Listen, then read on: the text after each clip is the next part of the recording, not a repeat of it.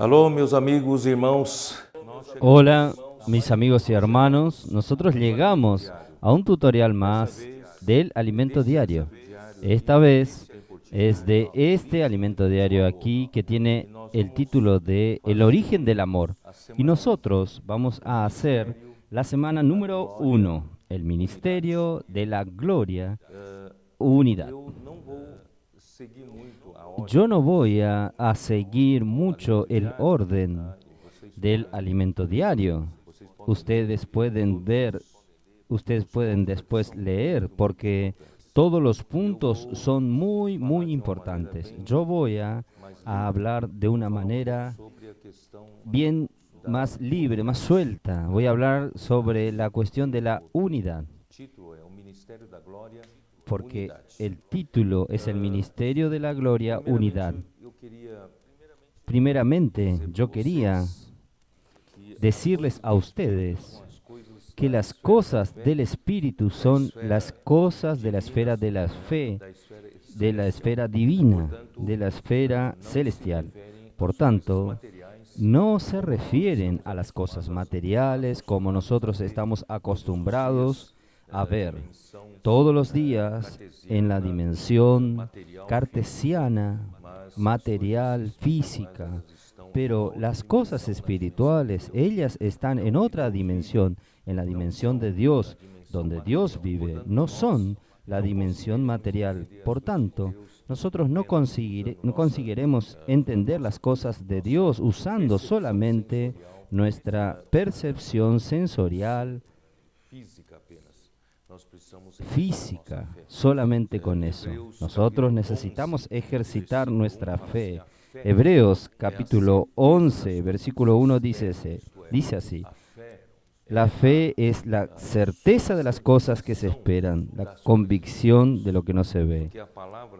La fe es la sustantificación de las cosas de Dios. La palabra certeza también es traducida en el capítulo 1 como el ser de Dios, la sustancia de Dios. Entonces la fe, ella es lo que sustantifica las cosas de Dios, las hacen reales a las cosas de Dios. Por eso nosotros necesitamos usar nuestra fe para que las cosas de Dios se tornen reales para nosotros. Y ella es la convicción de lo que no se ve. Entonces, nosotros generalmente vivimos por las cosas que vemos, pero nosotros necesitamos aprender a vivir por las cosas que no se ven, porque las cosas visibles vinieron de las cosas que no se ven. Entonces Dios, que creó al hombre, colocó al hombre dentro de un mundo tridimensional. Y Dios, gracias a Dios, Él nos creó con un espíritu. Y este espíritu es justamente para que tengamos acceso a la otra dimensión. Por eso cuando creemos en Jesús, nosotros recibimos la fe. Y la fe es la puerta de entrada para que tengamos acceso por medio de nuestro espíritu a las cosas de la dimensión de Dios. Donde Dios está, donde Dios vive, las cosas celestiales, las cosas invisibles. Gracias a Dios. Bueno, en segundo lugar, yo quería dejarles claro que en Juan capítulo 13, cuando nosotros ya hablamos, porque el Evangelio de Juan, él en el capítulo 14 hasta el 17, hablan de una revelación muy elevada. Tal vez sería la cumbre de la revelación divina que están aquí en los capítulos 14 al 17 del Evangelio de Juan. Aquí no hay palabras de Juan propiamente dicho, sino que son las palabras del Señor Jesús. Ellas son dichas a sus discípulos. Y en el capítulo 13 nos muestra, Él decía a quién hablaba. Él decía para un círculo íntimo en el cual Él pudo abrir su corazón. En el capítulo 13 de Juan nosotros conocemos, ya hablamos algunas veces, que sería la última cena que Jesús iría a celebrar junto con sus discípulos. Y sus discípulos sabían de que el Señor Jesús, después de celebrar esta cena, Él ellos verían a Jesús sufrir, a Jesús que ellos tanto amaban, Él iría a sufrir y morir. Por eso ellos estaban con un corazón muy triste. Y así fue la última cena. Y en medio de la cena, el Señor Jesús dijo que uno de ellos le iría a traicionar. Entonces los discípulos se miraron uno a los otros sin saber a quién Jesús se refería. Entonces, en ese momento, Pedro, él hizo una señal para que Juan, que estaba al lado de Jesús, Juan, le preguntase a Jesús quién sería el traidor. Juan no preguntó públicamente. Entonces, los demás discípulos no sabían de esto. Jesús dijo, aquel que yo dé el pedazo de pan mojado, esto está en el capítulo 13, versículo 26. Y respondió Jesús, a quien yo le diere el pan mojado, aquel es. Y mojando el pan le dio a Judas Iscariote, hijo de Simón. Y después del bocado, Satanás entró en él. Entonces Jesús le dijo, lo que vas a hacer, hazlo más pronto. Esto quiere decir, lo que usted va a hacer combinar con aquellos que me van a arrestar, hágalo rápido. Y ningún otro discípulo, aparte de Pedro y Juan, estaban entendiendo lo que estaba sucediendo. Entonces, cuando Judas salió, ¿quedaron quién? Quedó Jesús con sus 11 discípulos. No eran más 12, eran 11.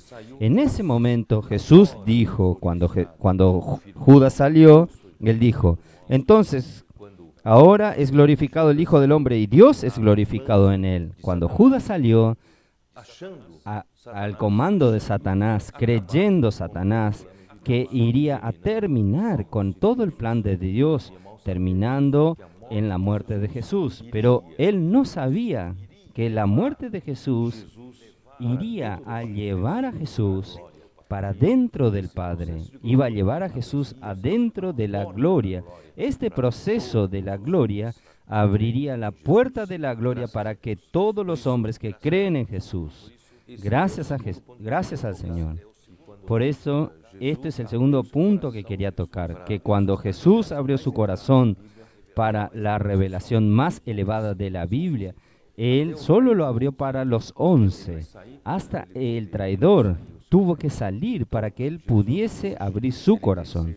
Entonces, Jesús hoy, Él desea abrir su corazón para usted, esperando que usted haga parte de estos escogidos de Dios, porque muchos son llamados, nos dice en Mateo 20, después de la parábola de los trabajadores de la viña, muchos son llamados, pero pocos los escogidos.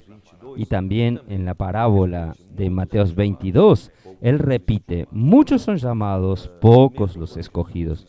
Por tanto, aunque Jesús estaba aquí en la tierra, Él hacía la multiplicación de los panes, muchas eran las multitudes que seguían al Señor, pero cuando Jesús comenzó a decirles cuál era el fin, que Él había venido a la tierra y que quien lo seguía serían los que estarían dispuestos a tomar el camino de la cruz, la puerta estrecha y también del camino apretado. Entonces Juan 14 comienza con este ambiente. Jesús quiere abrir su corazón para los que son escogidos, los pocos. La multitud que seguía a Jesús, al otro día vinieron a buscarlo a Jesús y Jesús se ocultó de ellos. ¿Por qué? Porque ellos querían proclamarlo rey.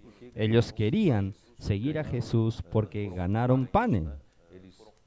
Fueron llenos, se saciaron, recibieron ayuda material. Por tanto, Jesús no vino para esto. Después que Jesús dijo en Juan capítulo 6, ellos entonces se desinteresaron. Los judíos primeramente rechazaron a Jesús, después la multitud fue dejando de seguir a Jesús y muchos de sus discípulos también lo abandonaron, diciendo que era duro la palabra que Jesús decía. Solamente quedaron los 12. Entonces Le preguntó Jesús a estos 12, ¿ustedes también quieren irse? Y Pedro, representando a los 12, dijo, no. ¿A quién iremos? Tú tienes palabra de vida eterna.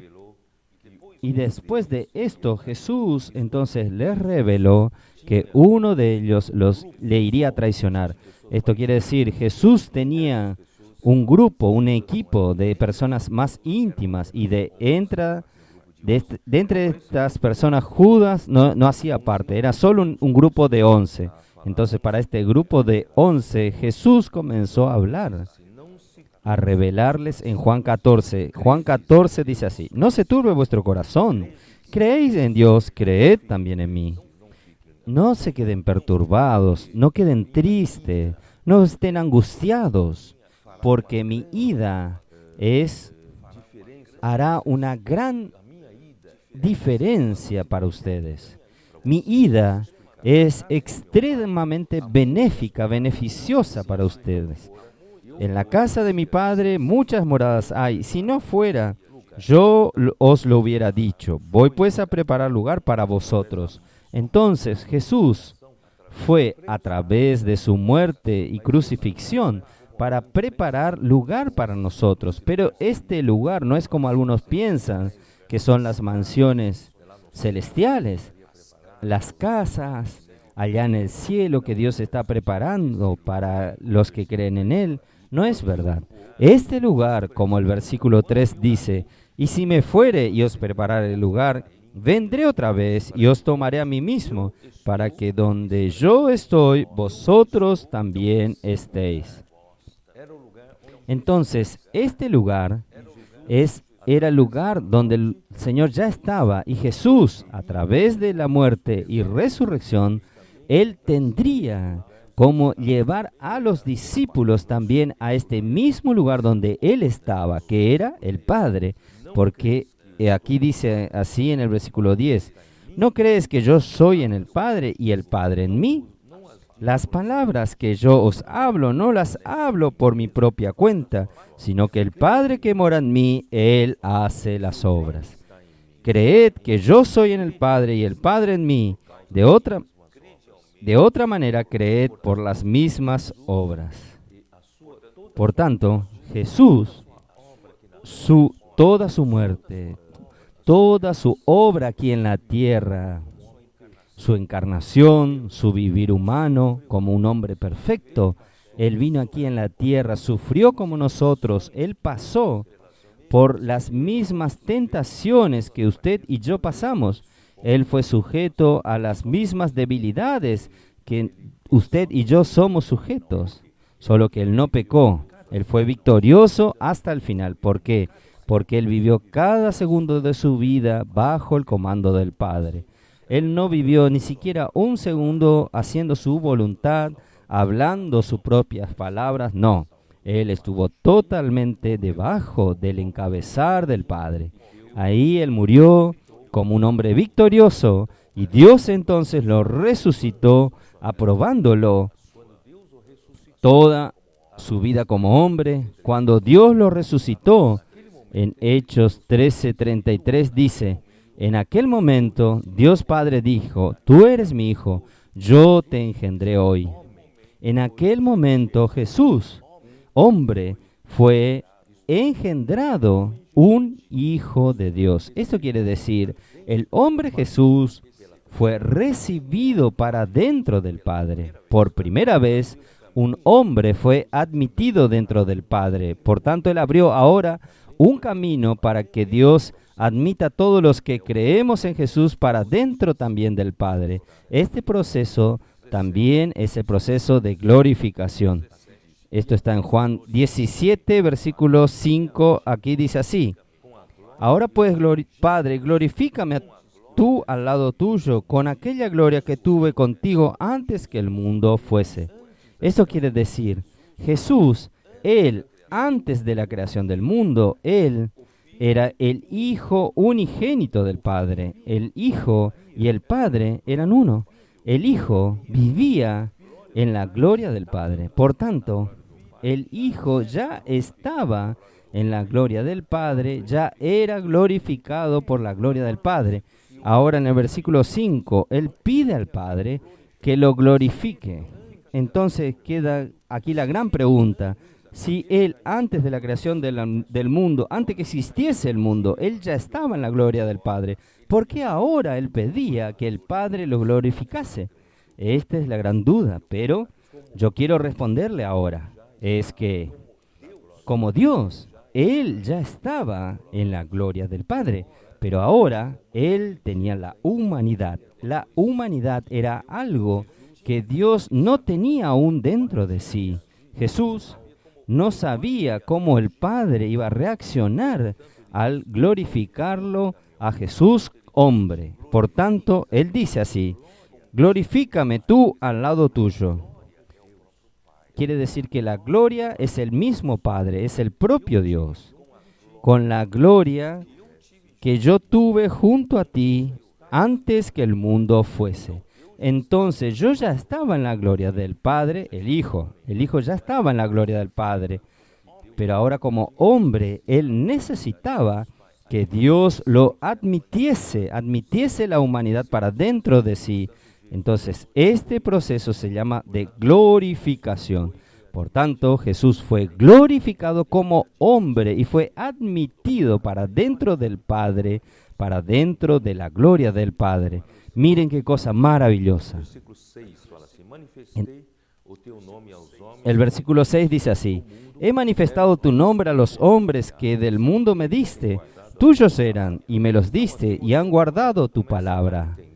Entonces aquí comienza a darnos a entender que estos hombres que Dios, el Padre, le dio a Él, en este caso, eran los 11. Pero ¿será que se refiere solo a los 11? No, esto es solo una cosa simbólica. Estos 11 representan a los elegidos, a los que están dispuestos a tomar la cruz y hacer la voluntad de Dios. Ellos no son aquellas multitudes que estaban detrás de Jesús por causa de algún interés, por causa del pan, por causa de la sanidad, por causa de la prosperidad material, financiera. No es por causa de algún interés. También el tema de poder en la iglesia, en la obra, en el mundo, quiere decir no. Estas son las personas que estaban interesadas solamente en hacer la voluntad de Dios. Son personas que dejaron atrás la búsqueda por su propia felicidad, la búsqueda por sus propios intereses, una búsqueda por su propio beneficio, búsqueda por su posición aquí en la tierra, por las riquezas, por el dinero, búsqueda de la fama. No están detrás de hacer su fan club. Gracias a Dios, estas personas tomaron la cruz para seguir a Jesús como Jesús seguía a Dios. Por tanto, hermanos, estos son los que hacen la voluntad de Dios, son los escogidos, representados aquí por los 11. Y esta revelación dada en Juan 14 al 17 es una revelación para estos pocos que son escogidos. Por tanto, yo primeramente quiero llamarlo a usted que deje su confort, que eso sea la prioridad de su vida, ganar dinero sea su prioridad, las cosas materiales, el apego a las cosas materiales solo te va a molestar para ver esto. Yo quiero llamarte para unirte a aquellos que escogieron la puerta estrecha, que escogieron el camino apretado, que como 2 Corintios, Pablo, aquellos apóstoles, siervos de Dios, que dejaron todo atrás, no están detrás de su reconocimiento, no están detrás de fama, no están detrás de poder, de ganancia financiera. Ellos están solamente interesados en hacer la voluntad del Padre. Y estos irán a hacer la voluntad del Padre y serán los vencedores. Y como galardón, Dios les dará a ellos el reino milenial como premio. Por tanto, yo lo estoy llamando primeramente a usted para unirse a este ejército de los que van a hacer la voluntad de Dios. En tercer lugar, yo quiero decirle a usted que todo esto, en ser admitido para dentro de Dios, requiere un gran trabajo. Imaginen ustedes, Dios es un Dios santo. ¿Cómo Él puede admitir al hombre que aún no está totalmente santificado? Entonces nosotros en la vida de la iglesia estamos pasando por un proceso de santificación, y la santificación es tener la misma vida y la misma naturaleza de Dios creciendo en nosotros, aumentando en nosotros, porque la santidad solo Dios tiene. Entonces nosotros necesitamos de Dios, más Dios en nosotros, más santos seremos. Y nosotros también vimos que Dios es amor. ¿Cómo vamos a llegar a este nivel de amor de Dios para un día ser recibidos para dentro de Dios, para nosotros ser admitidos en Dios? ¿Cómo? El amor de Dios es un amor ágape, por encima de cualquier otro amor. Y nosotros tenemos tantas dificultades aún de amar a las personas en nuestra relación con los seres humanos aquí en la tierra. Nosotros tenemos tantas dificultades para amar a las personas. Por tanto, hermanos, aparentemente está lejos de nosotros, de este camino de la gloria. Nosotros tenemos que ser transportados a la gloria. Sin embargo, vemos tan distantes de que nosotros seamos admitidos dentro de Dios. Y el tercer ítem que quiero hablar con ustedes es el tema de este mensaje, es la unidad. La unidad también es una esencia de Dios. La esencia de Dios es la unidad. No sé si ustedes saben, por ejemplo, antes que Dios cree el mundo, Dios estaba en este universo de Él, en su dimensión, ¿es verdad? Solo Él, porque Él es el único que no fue creado por nadie. Él es el único que es autoexistente, no necesita haber sido creado por alguien, porque Él es Dios. Entonces, Él estaba aquí en la dimensión de Él como el único Dios, un único Dios. Uno, entonces, es la esencia de Él. La unidad de Él es unidad. La esencia de Él es la unidad. Hasta el Padre y el Hijo, ellos están intrínsecamente unidos, son uno. No hay cómo separarlos, cómo dividirlos. Entonces, este Dios es el Dios de la unidad. No sé si usted percibió esto. Dios no sabe, Él no conoce lo que es división. Este Dios que estaba solo, no tenía otra cosa, solo tenía la unidad, era uno solo. Él no sabe lo que es dualidad, Él no sabe lo que es división, Él no sabe lo que es enemistad, lo que es rivalidad, lo que es contienda, celos, envidias, estas cosas que nosotros estamos sujetos. El Dios único no tenía este problema, Él era solo uno. Entonces, cuando Él crea el universo de uno solo, el universo tendría la naturaleza de su esencia, que es unidad. Toda la naturaleza vino de uno solo. Y cuando creó al hombre, entonces, aún más, Él creó al hombre con un soplo. Y este soplo, Él creó a Adán, y de Adán vino toda la humanidad. Por tanto, toda la humanidad vino de uno solo. La unidad debería hablar fuerte entre nosotros, los seres humanos. No debería haber odio entre nosotros, no debería haber enemistades, no debería haber celos, contiendas, mucho menos homicidios, violencias, todas estas cosas que suceden. ¿Por qué? Porque Dios que nos creó, nosotros hacemos parte de este todo que Dios creó con un solo soplo. Sin embargo, Satanás rebeló. En este universo vino la rebelión de Satanás, y él también contaminó al hombre cuando el hombre fue engañado por Satanás. Y también cayó, y el pecado entró en el hombre, y la muerte entró y pasó para todos los hombres, y todos pecaron. Por tanto, este universo, con la introducción de la rebelión de Satanás, se introdujo la corrupción y principalmente el quebrar de la unidad inicial, porque Dios es uno, Él no sabe otra cosa. Entonces, cuando vino la corrupción, cuando vino la caída del hombre, este universo pasó a ser un caos, una confusión.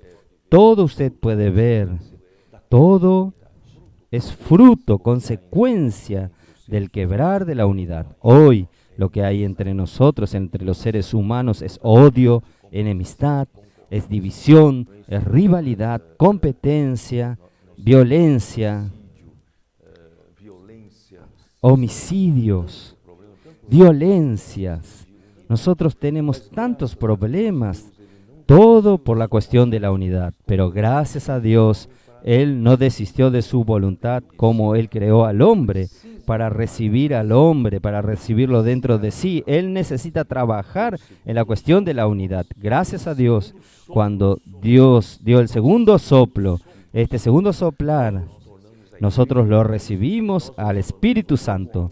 Nosotros nos tornamos la iglesia de Dios, nos tornamos el nuevo hombre, una nueva creación. En esta situación, Dios entonces comienza un proceso de llevarnos de regreso a su unidad. Entonces, Dios está trabajando en la iglesia, esta unidad, llevando de regreso para la unidad de Dios. No sé si usted consigue acompañarme, consigue entender. Entonces, la unidad es una cosa grandiosa. Va a librarnos de cualquier cosa llamada división, enemistad, contiendas, celos, rivalidades, enemistades, etcétera, etcétera. Todo lo que nosotros vemos que en el viejo hombre, en el nuevo hombre, solo tenemos esta unidad. Y esta unidad tiene que ser tan perfecta. Es la misma unidad que el Padre es uno con el Hijo y el Hijo es uno con el Padre. Dicho todo esto, es más fácil que yo lea Juan capítulo 17. Juan 17, 11. Y ya no estoy en el mundo, mas estos están en el mundo. Y yo voy a ti, Padre Santo, a los que me has dado, guárdalos en tu nombre, para que sean uno, así como nosotros.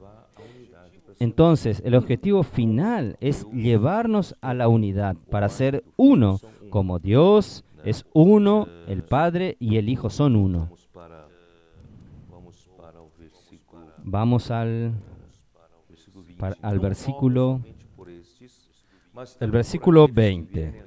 Mas no ruego solamente por esto, sino también por los que han de creer en mí por la palabra de ellos.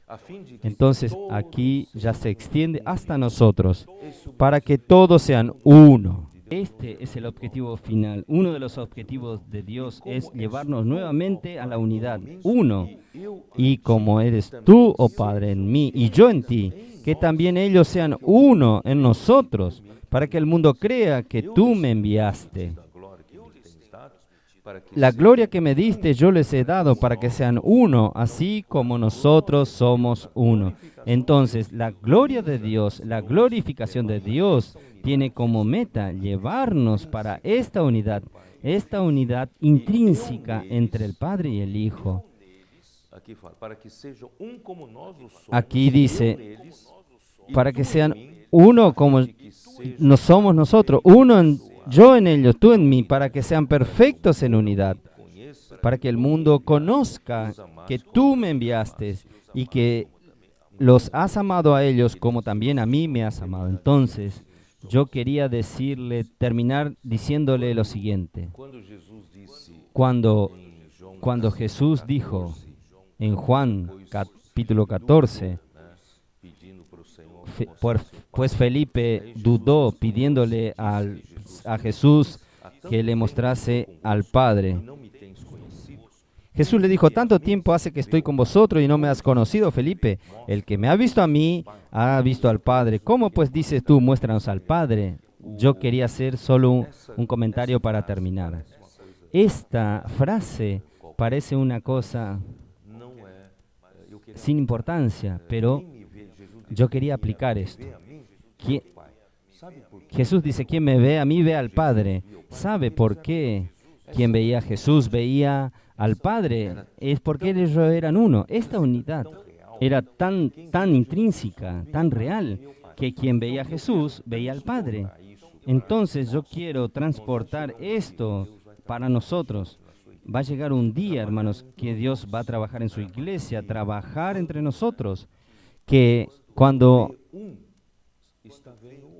veamos a uno, está viendo a otro. Quiero decir, no sé si ustedes entienden. Si usted ve al hermano A, usted está viendo en verdad al hermano B, también está viendo al hermano C, también en verdad usted está viendo también al mismo hijo y también al mismo padre. Quiere decir, nosotros haremos parte de una sola unidad. Dios quiere hacernos uno. Hoy aún no podemos, aún tenemos ciertas diferencias, rivalidades, ciertos problemas entre nosotros en nuestras relaciones, pero Dios está perfeccionándonos en la unidad. Crea. Por eso el ministerio de la gloria es hacernos uno. Y esta gloria de Dios está trabajando esta unidad entre nosotros. Basta creer que las cosas están sucediendo. Siga la palabra profética, crea en la palabra profética, obedezca, practique la palabra profética. La gloria de Dios está transformándonos, la gloria de Dios está haciéndonos uno, pero esta unidad es una unidad real, una unidad que hay entre el Padre y el Hijo. Dios te bendiga. Jesús es el Señor.